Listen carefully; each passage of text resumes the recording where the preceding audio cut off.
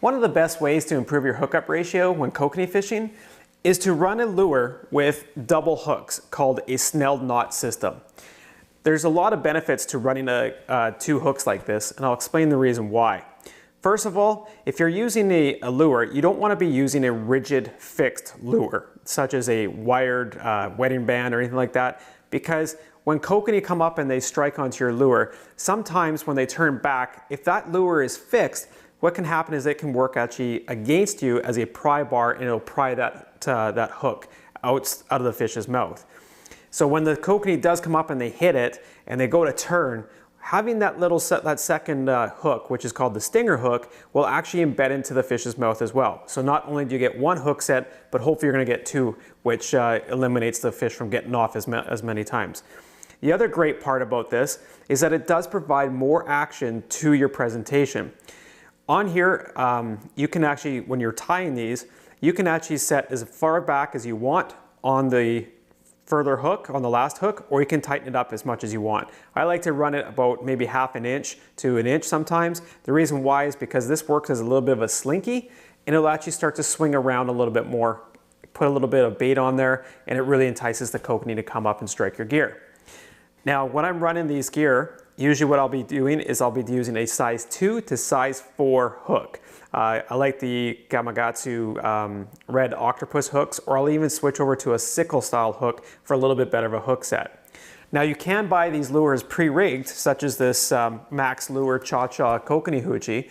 They already are tied up with the double Snell knot hooks. However, as you start using these, eventually your kokanee are going to destroy your gear and you're going to have to retie it. And instead of going to buy more lures, I'm going to show you a really simple way that you too can tie these knots and keep using your lure over and over again. Okay, so now I'm going to show you how to tie the double Snell knot. Okay, so before you get started, I want to talk about leader, the pound of line of which I'm going to use for my leader. What test? Well, yes, our main line is anywhere between 8 to 10 pound, usually monofilament line. On my leaders, I like to actually increase the pound of test for my lines. A couple reasons for it is I'll run anywhere between 12 up to a 17 pound test of my leader line that I'm going to tie my rigs with. A couple of reasons is because the stiffer the line is, the more action is going to be transferred from my dodger to my lure because it's stiffer. The other thing is that the thicker of the line, the more abrasive resistant it is. So which means that when the kokanee do attack your gear, I don't have to retie my gear as much. Kokanee, through my experience, are not leader shy. So going to the thicker line is not a problem at all. Now you can use fluorocarbon, or you can use simply monofilament. Fluorocarbon is a little bit more expensive. The benefits with it is a little bit more abrasion resistant, so if you get a little nick in the line, it's not going to break on you as easy as maybe monofilament. And also, it is a little bit more protected from UV, so from sunlight, won't deteriorate your line as fast as say it would for monofilament. But if you know you're going to be retying your line and your leaders quite often, stick with monofilament. It's not a problem. Just remember that keep always watching your leader for any nicks on it. If it's got a nick, retie it. Okay, so for this demonstration, I'm going to be using a 20 pound test big game trilene, just so hopefully you can see it a little bit better. And I'm using a size 3 octopus hook. Obviously, these are not the size of hooks we're going to be using for kokanee, but I do want to show you by using a bigger hook. So the first thing you're going to do is you're going to take your hook, you're going to put it in your left hand like this, and you're going to take your one tag end, and you're going to simply just insert it through the eye of the hook. Get that line to sit flush with the shank of the hook, and you're going to wrap it this way. So I guess that would be clockwise, and you're going to wrap it anywhere between 6 to 8 times. So 1, 2, 3, 4, 5, 6. Let's do lucky 7. All right, making sure that when you're doing this that your loops are tight as well as they're not overlapping on itself. That's very important. At this point, you're going to take your finger and you're going to pinch that right there, just to make sure you're holding that those loops tight. You're going to take your tag end, your other tag end, and you're going to simply just put it back through the eye of the hook. Okay, so all I'm doing is making a big loop.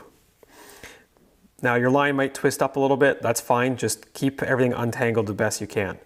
From here, this is the tricky part, is you need to get that part the back end of the first part of the loop to lay it back down onto the shank of the hook with it, just like that. Now I'm going to take this, I'm going to continue wrapping. I'm going to go another 5 times. So 1, 2, 3, 4, 5. From here, you want to pinch it again. Before you pull all this tight, you want a little bit of water to moisten that knot. A dry knot, I say, is always a weak knot. Wet your knots. From here, you're just going to simply tug on this. Now I'm going to have to pry a little bit harder because my fingers are slippery. There we are. Just slowly tighten this up. Don't hurry. Make sure that line is wet so it's not going to, if the friction is not going to burn and wreck your line. And inside my fingers, that knot is tightening up, and tighten that up onto the shank of the hook, just like that. Okay, as you can see, I've got multiple loops. They're all tight, they're not overlapping. Essentially what we're building here is a herring rig, a double herring rig is what they're called. You can also use this as an egg loop knot, because if I push the main line back through, I do have a nice little loop there. I can put any row, any sort of thing there. So it is a very versatile knot. If you put it in there, it tightens up, it'll hold your bait down. Now to add the main hook in front, we're just going to put this back through the main part of the tag end, follow that through. And this is where you're going to figure out what kind of spacing you want. Again, I like to go up just a little bit so I get enough action on my stinger hook. Okay? If you tighten it right up, you're not going to get that extra action. So I like to run it just a little bit. Really, this comes down to personal preference and the waters you'll be fishing. See how the fish are biting, and that's really what's going to determine it. So I run it just about like that. Again, I'm just going to repeat that knot. 1, 2, 3, 4, 5, 6, 7. Pinch, take my tag end, put it back through the eye of the hook, like that. I'm going to take this, lay it down back onto the hook. And I'm going to continue to wrap over top of it. 1, 2, 3, 4, 5. I'm going to wet it, and I'm going to pull.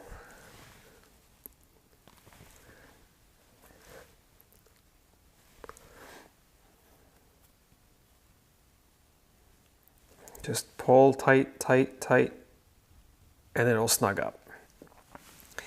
And there we are. We now have your double snailed rig. Some people like to run it this way. Some people like to run it this way. It really comes down to your personal preference again, what you find works best. So, obviously, like I said, that's not the size we're using for kokanee. I've already tied up one with a size 4 hook, and there we are. Okay. So the way we're going to build our hoochie now is I'm going to take some beads, and I need to build the body of the hoochie. Max Lures comes out with a bunch of great components we can use. I like these pre-rigged ones here. I'm going to run it just like this. Run that through. Now you can get beads. It's not a problem. Run it through like that. Take my hoochie. And you're just going to run your line through that hoochie like this, and pull it up.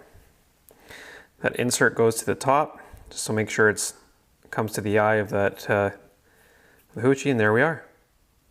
Okay, so there's my rig. Okay, now what I like to do is I like to go one step further. I like to take a glow bead,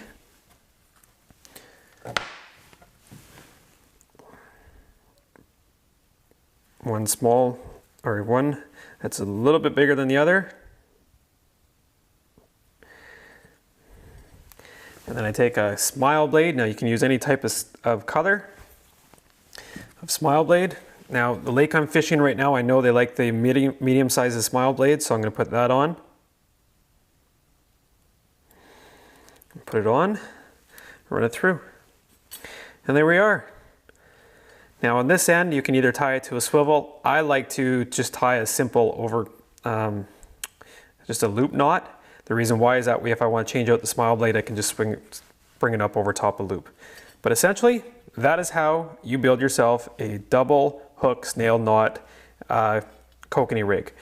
You can take this entire thing off of it and you can exchange your any type of lure that you want, such as a wedding ring.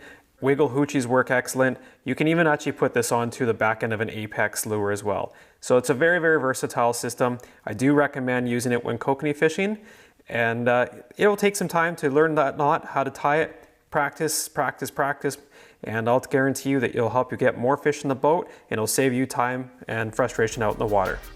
Thanks a lot for checking out this video, and for more information, check out bcfishing.com, and we'll see you out on the water.